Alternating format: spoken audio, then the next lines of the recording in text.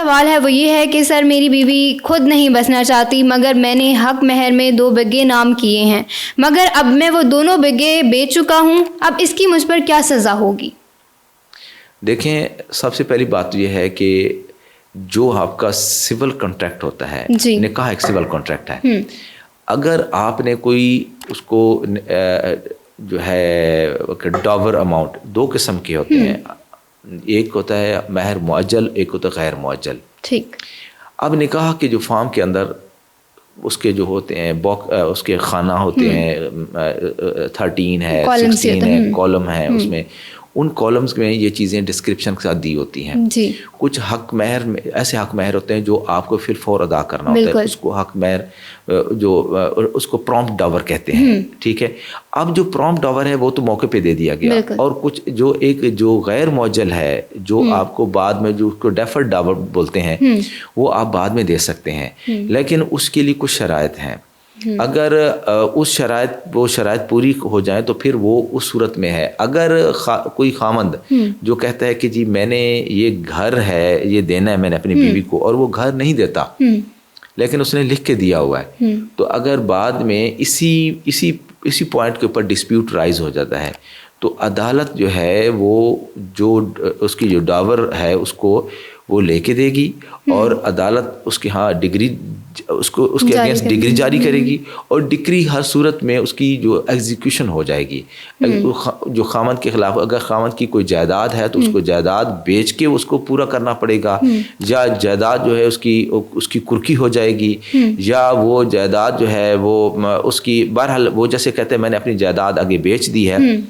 अगर उसने केस के दौरान जायदाद बेची होगी तो वो बदनीति पर होगा, ये सारा जो उसका स्टेप होगा, तो वो जायदाद जो होगी उसका जो इवन कि इंतकाल तक जो है वो ख़त्म हो जाएगा, और जो ख़रीदने वाला है उसको नुकसान हो सकता है।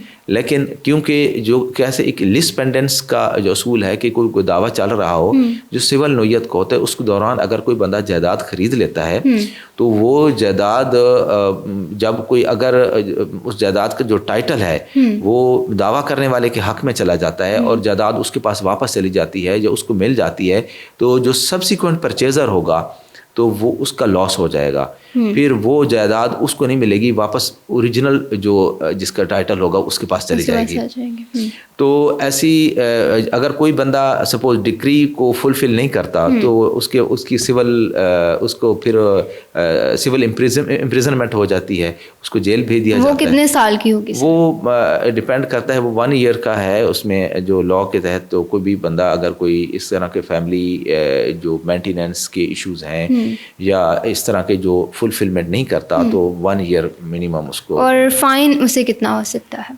फाइन एक्चुअली देखें, ये जो रिकवरी होती है ये भी फाइन ही होता है उस बंदे के लिए, तो ठीक है। तो ये क्योंकि उसमें एक गिवन है कि उस बंदे को सिविल इम्प्रिजनमेंट होगी, और वो अगर वो 1 साल के बाद भी आ जाता है तो फिर लेकिन अगर वो बाद में कोई जायदाद खरीदता है या बेचता है तो डिक्री होल्डर के अगर ये नॉलेज में ये चीज़ आ जाती है कि इसने फ़लाँ जगह जायदाद परचेज़ की है और कोई नई प्रॉपर्टी बनाई है, तो उसकी वो प्रॉपर्टी फिर दोबारा से अटैच हो जाएगी, तो रिकवरी तो हर सूरत में होगी बाद अज़ां। इन्होंने ये भी बोला हुआ कि मुझे इस पे क्या सज़ा होगी? देखें, किसी की जो प्रॉपर्टी होती है अगर आप फ्रॉडुलेंटली बेचते हैं तो अगर कोई गलत डॉक्यूमेंट बनाते हैं तो उसमें सेक्शन 420, 468, 471 ये बड़े वाजे जो है ना सेक्शंस हैं जो पीनल कोड के हैं, वो क्रिमिनल केस अलग से बनता है। अगर कोई फ्रॉडुलेंटली को काम करता है तो उसकी सज़ा भी अलग से है, ठीक है।